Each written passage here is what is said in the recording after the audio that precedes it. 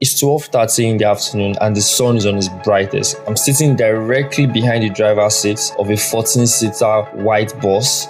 Not the white bus that you're thinking, another white bus. And I'm driving to Ife. I'm sandwiched in between three people that their armpits smell like shit, and I'm trying my best to not complain.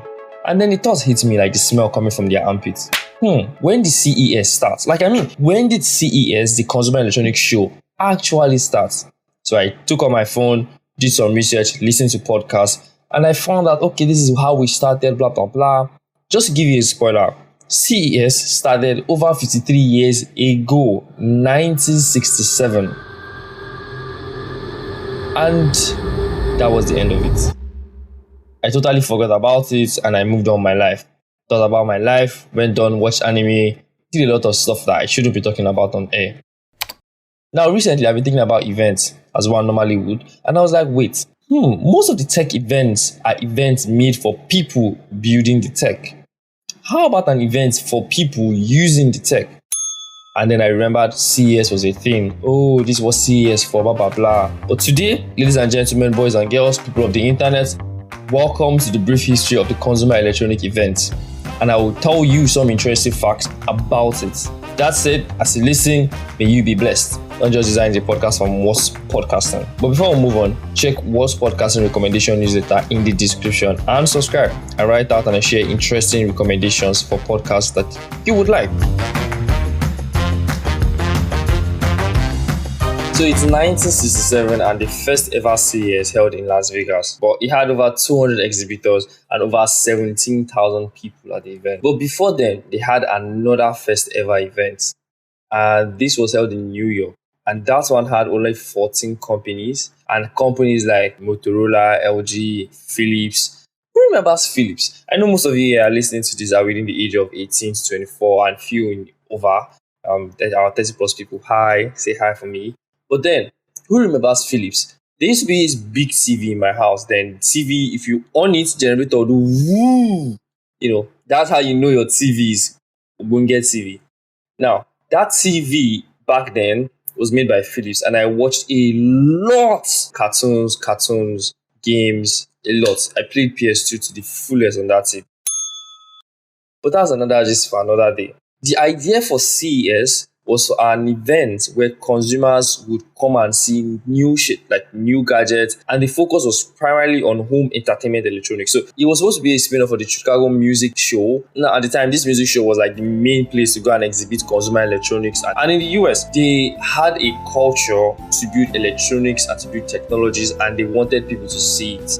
TV, radio, all that kind of shit, cassettes, CDs, DVDs, all that stuff,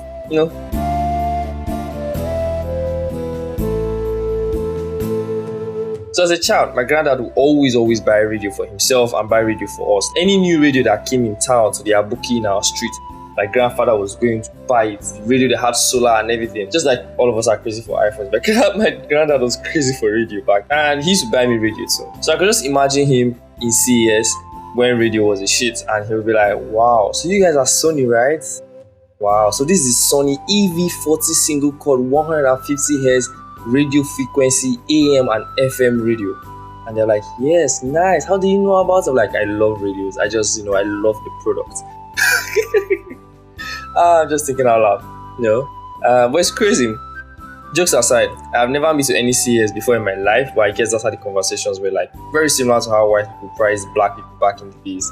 Wow, new shipment of niggers. This one hands is very small. You can pick cotton. This hands is very big. Using them pound, one or two things.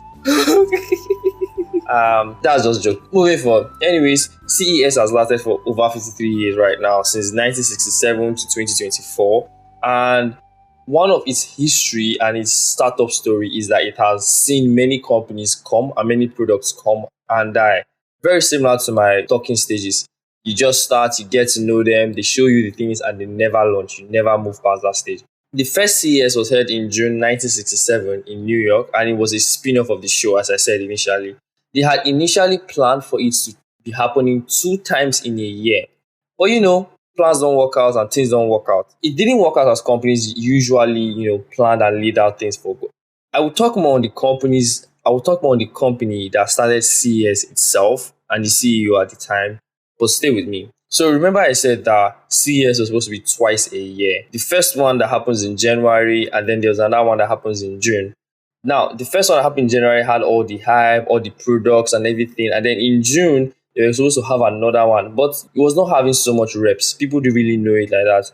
And in 1998, they ended it. They changed this to once a year.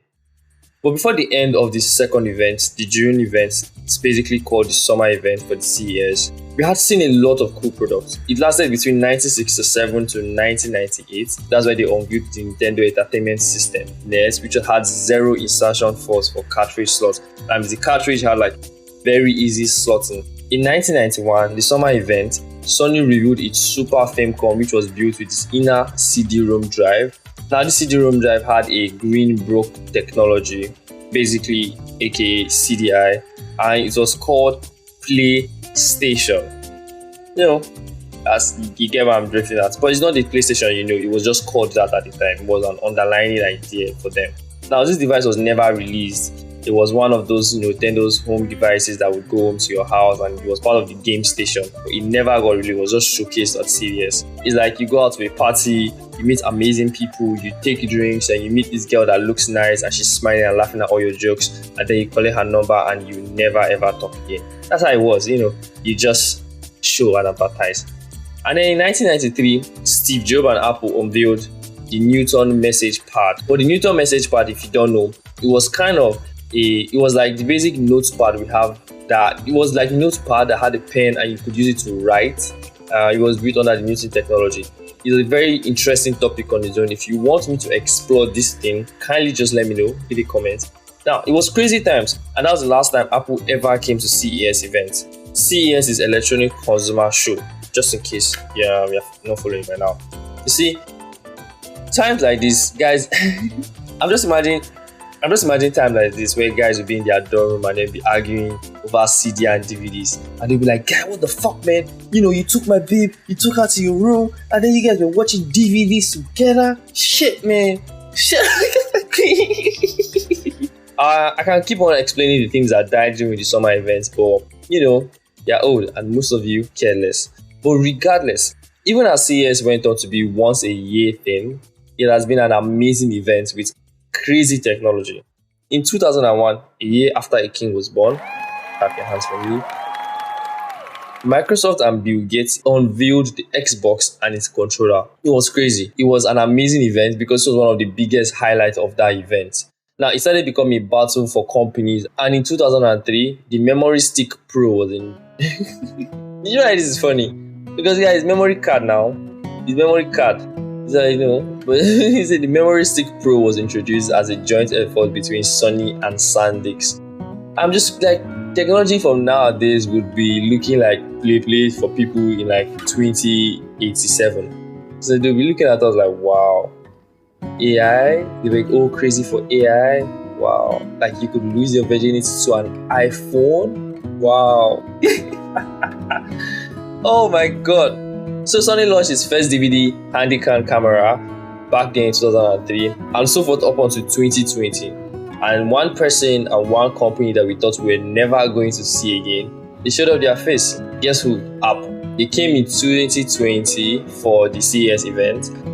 But you see, Apple will do things Apple way, and they didn't come to showcase any new thing. Apple, however, was at the event because a member of Apple's executive team was coming to talk on the roundtable discussion for how consumer products should be built. Now, at this same year in 2020, Hyundai and Uber announced their joint initiative at CES to develop a 100% electric-powered flying taxi that would feature vertical takeoff like helicopters and land, and a 4-passenger capacity of 180 meters per second. It's going to be going on 180 meters per second. It's going to lift up like a helicopter and then fly. It's crazy stuff. That was when they announced it in 2020. It's 4 years now, and what enough said about all those stuff. This is 2024, and CES this year was held in January 9 to 12. A lot of amazing tech was out. We had transparent TVs. Now, you can be watching TV and be looking at the wall. You can see the color of the wall. You guessed it, unbreakable TVs from China. The TV still break though. it depends on who punches it. Samsung TV as well. The Neo QLED 8K contains the Neo Q8 AI Gen 3 processor. That is what they use to confuse you. You just put plenty of this Neo, NQ, all these names, so they can tell you is this amount of money.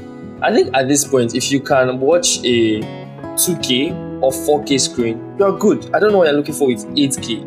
But good for you, more readings and more vibes. Yeah, that's the word. Saying this thing, it felt like my grandfather then pricing the radio. This is the Zen E40 radio with the R50. Oh my god, it's crazy. Moving forward, this event was founded on April 16th, 1924. But jokes aside, I told you I was going to say something about the people who founded CES. The event was run by the Consumer Technology Association, CTA. Designers, hold up. It's not your CTA buttons, it's a different one. Their names were not always CTA, were not always Consumer Technology Association. It was founded in April 16, 1924.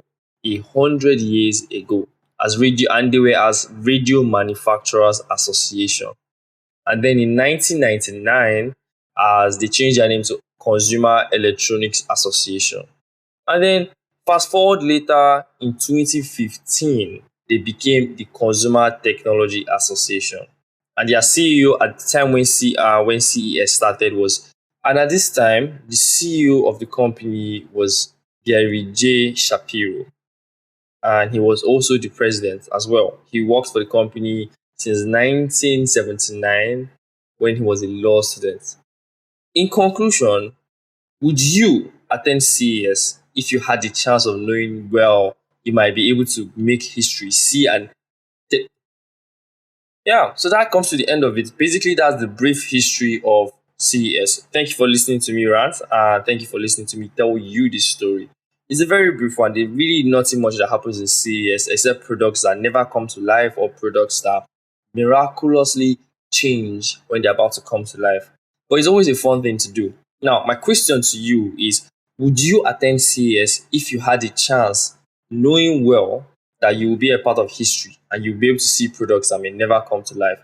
It's like going for a baby scan to see the gender of your baby, but, for tech. I think the main question is, would you go to CES if CES was held for Africa, like African consumer electronics and gadgets that were built in Africa? ACE. That said, ladies and gentlemen, boys and girls, people of the internet, thank you for listening to me. This is Not Just Design Pod from What's Podcasting. Kindly check the link in the description to subscribe to the What's Podcasting newsletter, an interesting newsletter that gives you podcast recommendations that you would definitely like. That said, see you next time. Bye.